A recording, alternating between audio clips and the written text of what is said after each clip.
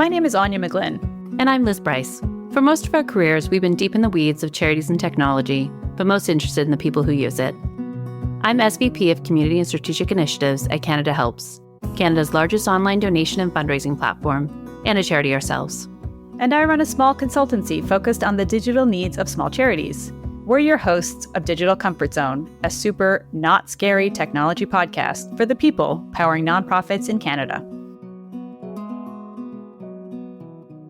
Liz, usually we kick off each episode with a quote from a charity who responded to Canada Helps Digital Skills Survey. You might be familiar with the format, Liz, but the quote is usually kind of a bit of an anchor for the episode. It sets the tone, helps guide our conversation.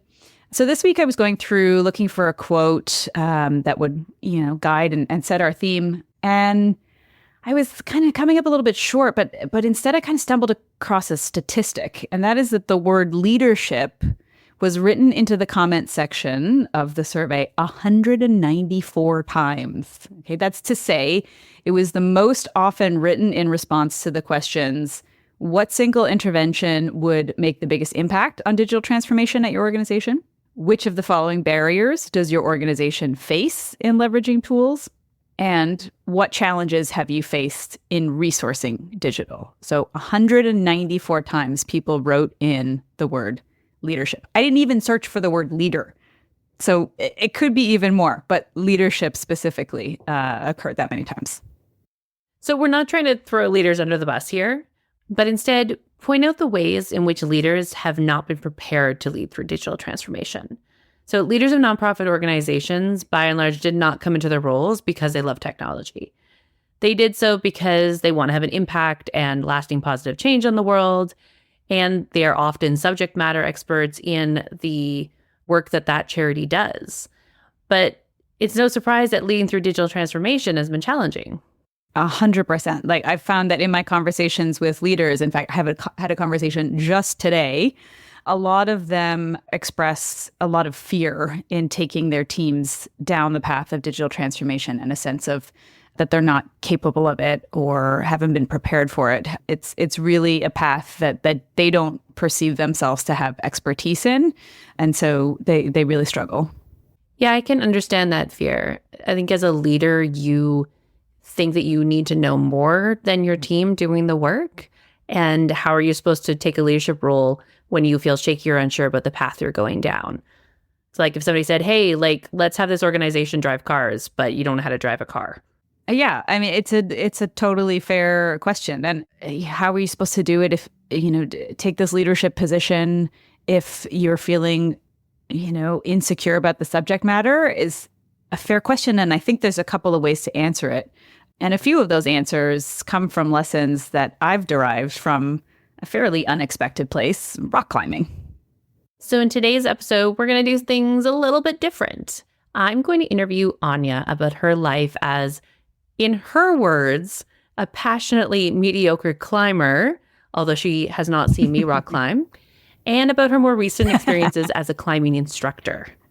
That's right. Yeah, no, the mic is turned over to me. I'm in the hot seat, which is exciting. But, as always, our goal is really to take on a subject that's important to our listeners, so in this case, leadership, and to tackle it in a slightly different way by making connections across subject areas. So that's what we're trying to do.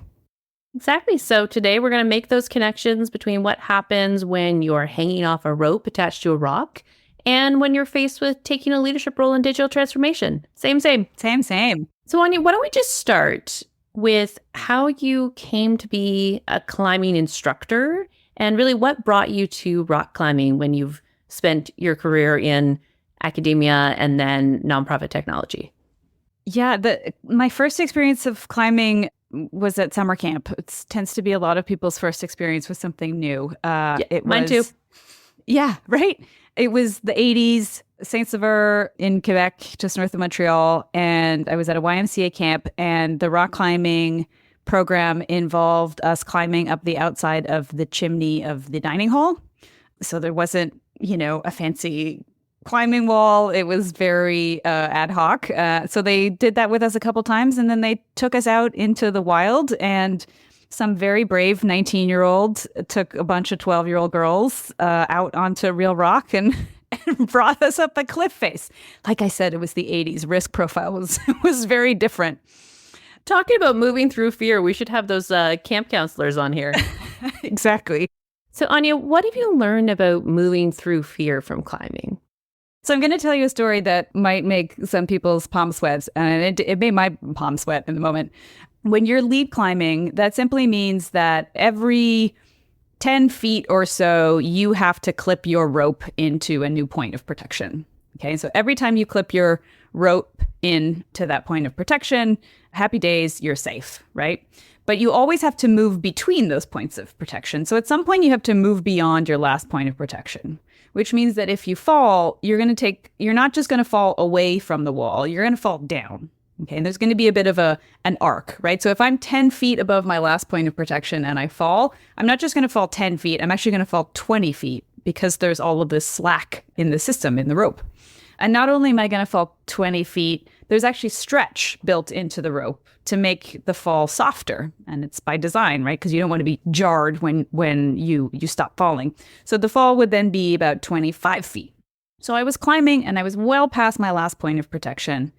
And I was coming to clipping the rope into my next point of protection, but I was really struggling. I couldn't find the right handhold. My forearms were getting really pumped. The feet were not very good. And I started to get very afraid. I started to imagine the fall. I started to get a little bit of what I would say is tunnel vision. So I was just imagining the anticipated feeling of falling, which I have experienced many, many times and lived to tell the tale about it, right? But I was just imagining that feeling of free falling. And I started to communicate my fear to my belayer. So that's the person who's catching me, who's standing on the ground and catching the rope.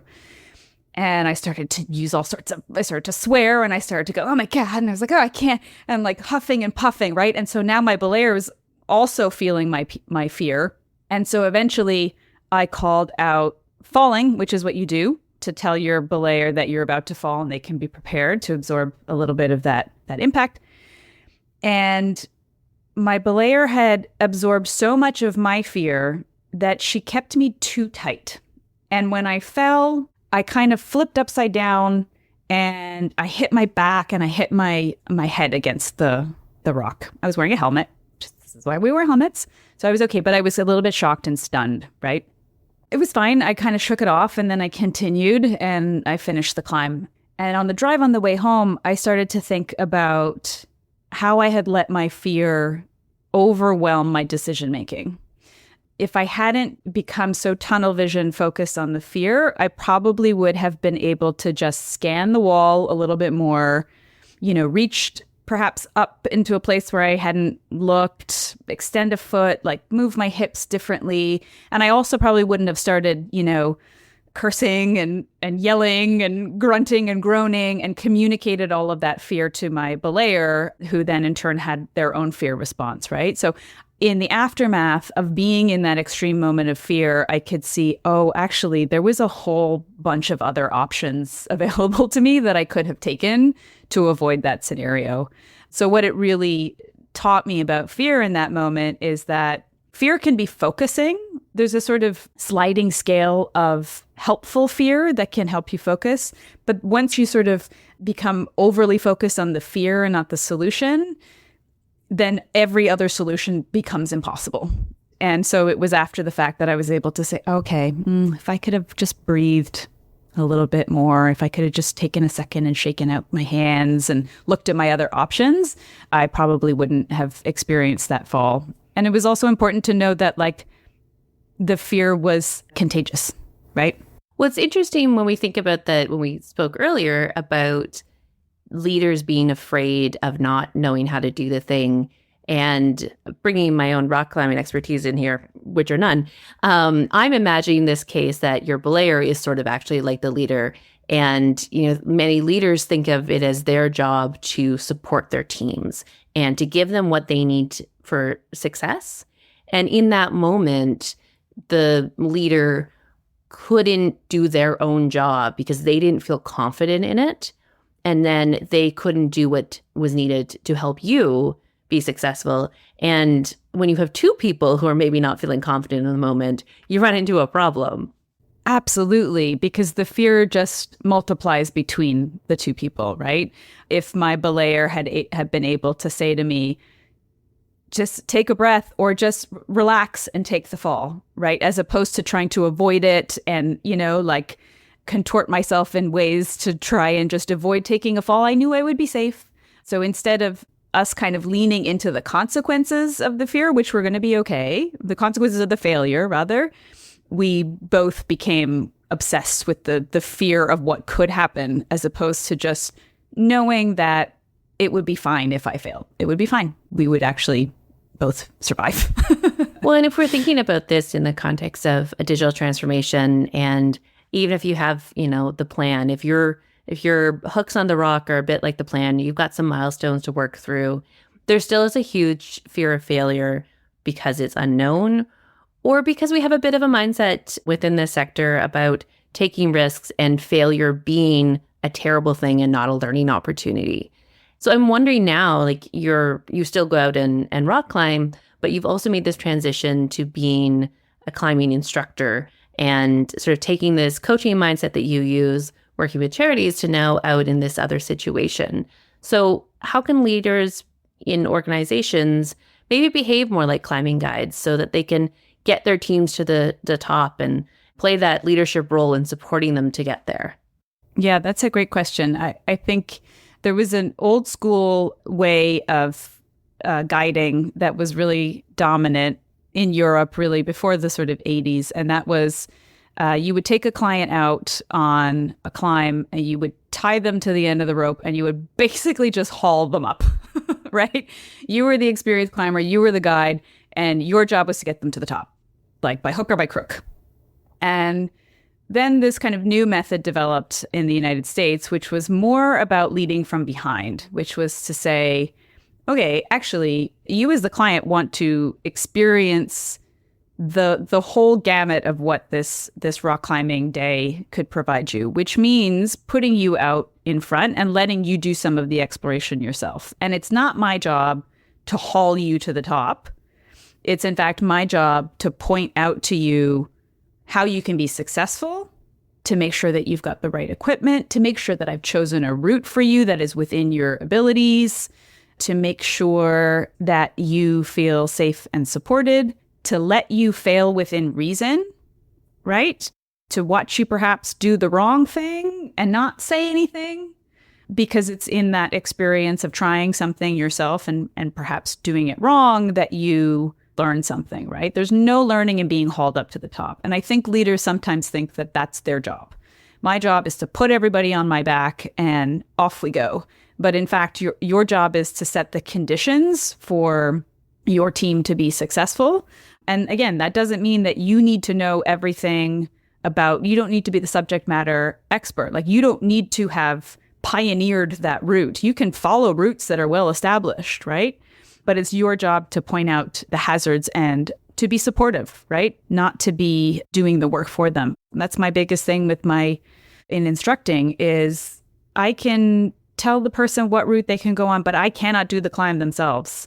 And it's the same when I'm working with my clients on digital transformation. I can chart the path for them. I can show them the tools. I can help them. But ultimately, at the end of the day, they have to use them themselves and they have to sustain them over time. So there's no use in me doing everything for you. That's not empowering.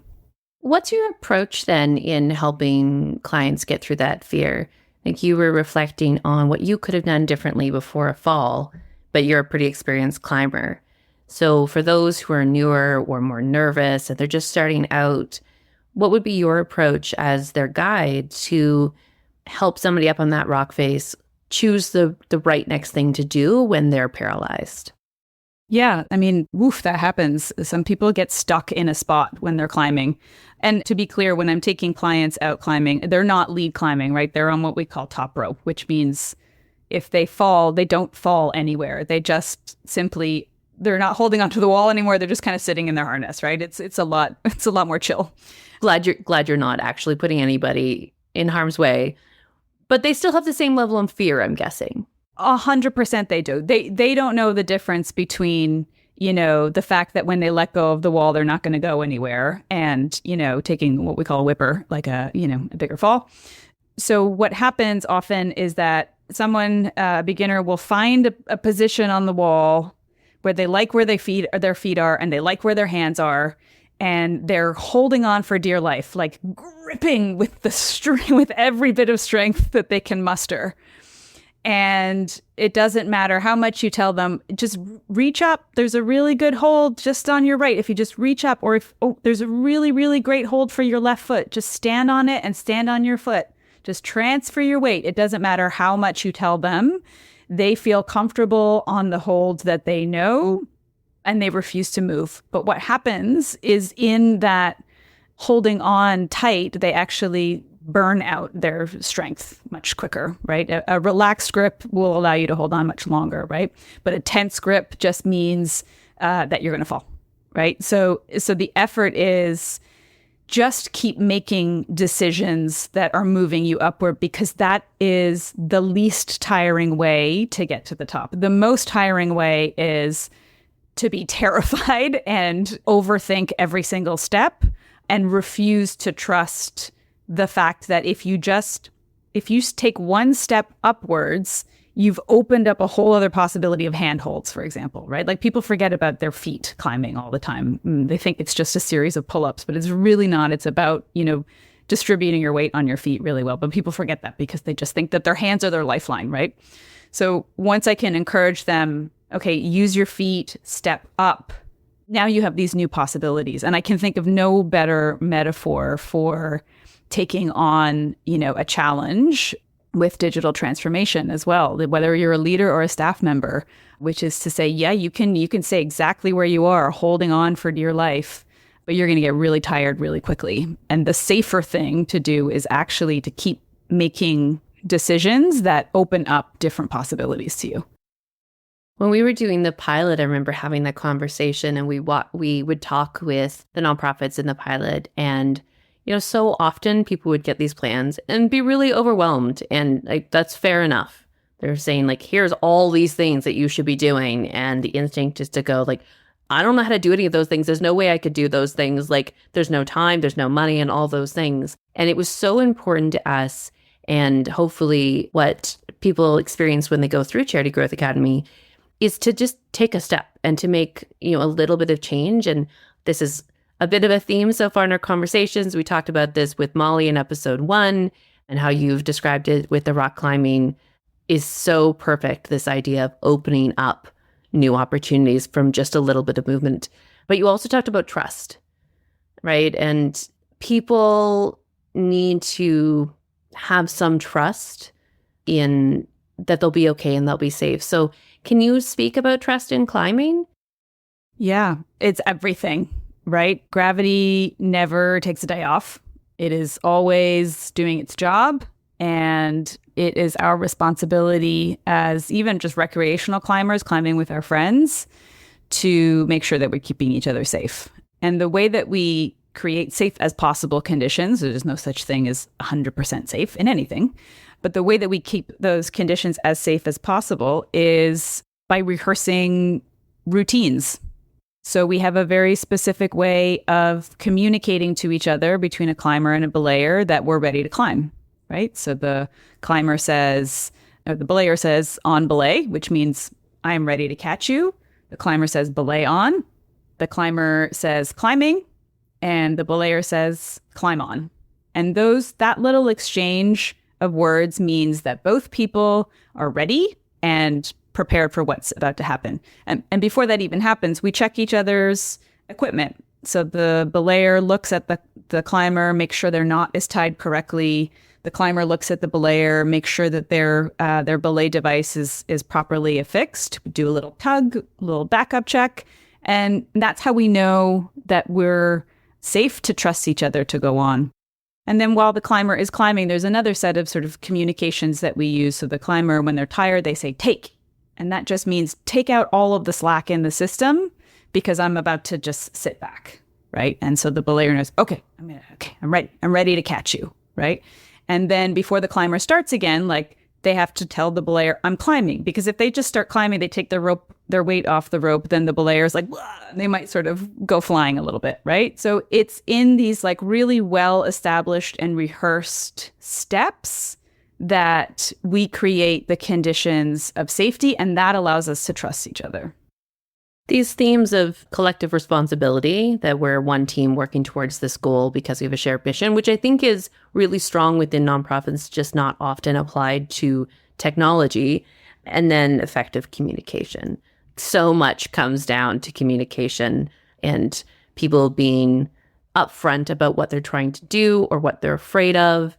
And just thinking back to, our episode with Nick Mount, when he talks about acknowledging those fears, and talking about our episode with Phil Haid when he talks about being authentic in your communication. So many of these things run through all the conversations we're having about being successful in this work.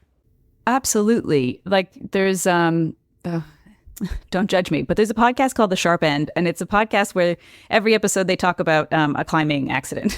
Okay. But I know it sounds really morbid and dark, but the person who's telling the story has obviously survived. They tell the stories not just because of morbid curiosity, but because they want to understand what went wrong, what could have prevented the accident from happening. And the host very cleverly says, all climbing accidents come down to three things: ego, complacency, and poor communication. It's very rare that your equipment fails. Your harness is not just going to break. Your rope is not just going to break. The anchors are not just going to pull out of the wall. Like those are the things that don't typically happen. Typically it's like, I don't need to check your rope. We've climbed together for 20 years, right? And people have had bad accidents by doing that, or not communicating, or just being like egotistical, like, well, I don't need to do that because I'm this or that and the other thing.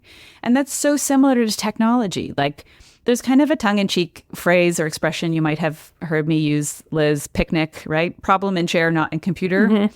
And it's a tongue-in-cheek phrase that computer support people use, which is to say the issue is not with the equipment. The issue is with the user, right?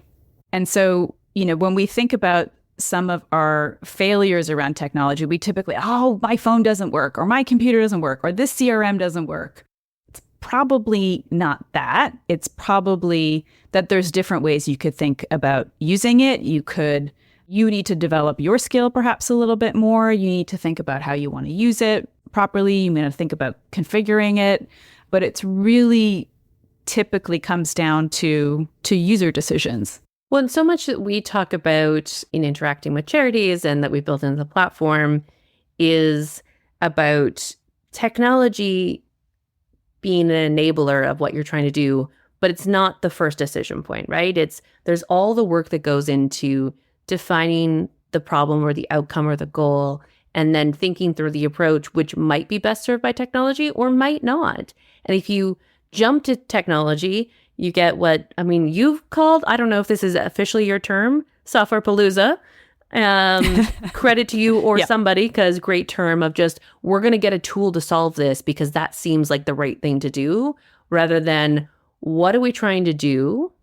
Could it be enabled by technology? And lots of times it can, and it's worth asking that question. But also, is there's either a different way to do it, or is there something we have to do first? Like we've created courses on process mapping because it's about the thought process and the documentation and the conversations with people, that clear communication before you ever get to a tool. 100%. And it's the same thing when you are instructing or you're taking beginners out climbing. Like you don't just rock up to the crag and be like, well, let's get on that one. No, like you open up as a guide, there's a whole set of steps that happen beforehand, which is you do a site assessment, right? You go, okay, well, this crag has, a series of grades of climbs that are appropriate for beginners. The walk-in is, less than 20 minutes. So, people will feel comfortable about that. There's really good cell phone service. So if something does happen, emergency services can be called. I've looked at the weather. So you've done a whole bunch of pre-work to know that when it comes time to actually put people on the wall, you are risk aware and you've sort of planned and mitigated for those kinds of risks. And you're putting people on a route that you're pretty confident that they can be successful on, given what you know about their abilities and how far they want to push themselves and their level of fear and discomfort, right? And a leader bringing folks through digital transformation, like same kind of thing. You're not going to lead, again, with the decision of the tool, and the same with climbing. You're not going to just like throw people a harness and a rope and be like, all right, well, see what you do with that, I suppose, right? No, you're going to sort of consider, well, how is this most effectively used? How can I make sure that folks understand how to use it? And so there's a whole set of conditions and plans that need to be in place first. So the last thing I think I want to ask you, though, is about the limits of leadership. We've talked a lot about setting people up for success and being diligent and trying to create the right conditions for them to be successful. But what are the limits of a leader or a guide when it comes to successful outcomes? Yeah. So I kind of touched on it a little bit, but I want to elaborate, which is to say, yeah, I can't climb the climb for you. I can put you on something that's appropriate. I can, coach you from below. I can encourage you to breathe. I can make sure that you've stretched beforehand. I can make sure that you've had some good snacks and you're well hydrated and you've got your sunscreen and all that kind of stuff. But like, ultimately, it is your hands and feet that are moving through space. And it is exactly the same. You can, as a leader, you can configure the best possible tools, create the best possible process documentation, run people through the best possible training. But at the end of the day, it comes down to them being willing to learn some new habits, to commit to the change that's being asked of them, to take steps into discomfort, which is to say, learn ways of working that they're not familiar with. So as a leader, again, it's always about creating the conditions for success. It's not about yanking people up. And if you create all the conditions and someone still kind of refuses to be successful, or is, paralyzed by fear in their own way, or, would prefer to hold on and get tired than move upwards, like that's some stuff that they need to work on themselves. It's about being confident as a leader that you have done what you need to do so that you can hold people accountable for their part of it. And so not being confident in necessarily the technology or the things that you might not be the subject matter expert in, but confident in your leadership skills that you have given them the conditions, and then they need to be accountable for that. That's right. That's right. And if they're not being successful in spite of all of the things that you've put in place for them, then the conversation is about, well, what's holding you back, right? And I've had that conversation with someone who became really paralyzed and was like, oh, they got 10 feet up and they were like, no, I want to come down, I want to come down, I want to come down, right? And we have the conversation and I say to them, well, was your body tired? Was your mind tired, right? I'm like, probably my mind. Okay, what was happening? Oh, I felt really, really afraid. Okay, let's do this. While you're standing on the ground, sit back in your harness. Okay, can you feel how you don't go anywhere? Yeah, I can feel that. While you're standing on the ground, can you step up on this hole and feel how sticky the rubber is on your shoes? Yeah, I can feel that, right? So you can do things in a safe context to show a person what they're capable of.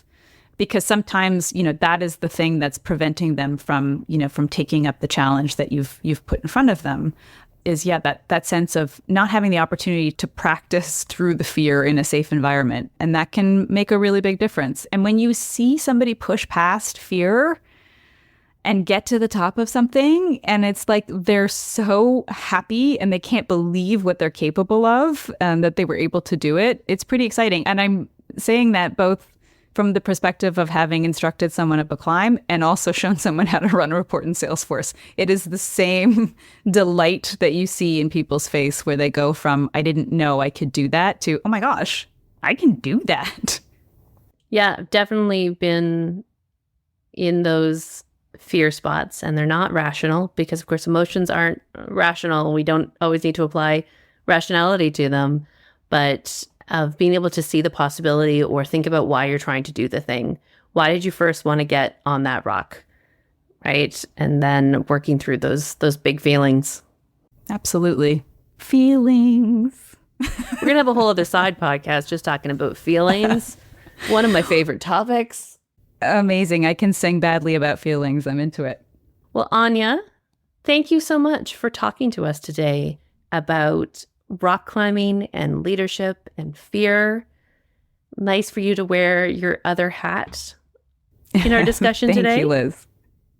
Thank you. It's, I would go on and on and on and on about this. Anybody who's had to spend time with me eventually has to hear about climbing. So that's true of all of you two listeners. So thank you for listening.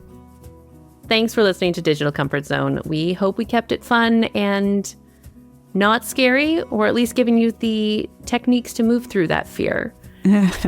There were some really great takeaways from today's episode that should help you with leading through tech transformation. One of the best ways that you can get started is by going to the climbing gym. No, not really. Well, actually, that might not be a bad idea. But no, really, the best way that you could get started on thinking about leading through tech transformation is to check out Charity Growth Academy and start your assessment today. You can do that right now. And if you've enjoyed today's episode, please give us a 5-star rating. This helps other people discover the show. Thank you to our amazing guest / co-host, Aine McGlynn, and our podcast producers, Christian Robillard and Richard Villeneuve at Purpose Podcasting. This podcast has been a production of Charity Growth Academy by Canada Helps, and support for Charity Growth Academy has been generously provided by MasterCard ChangeWorks and MasterCard Impact Fund.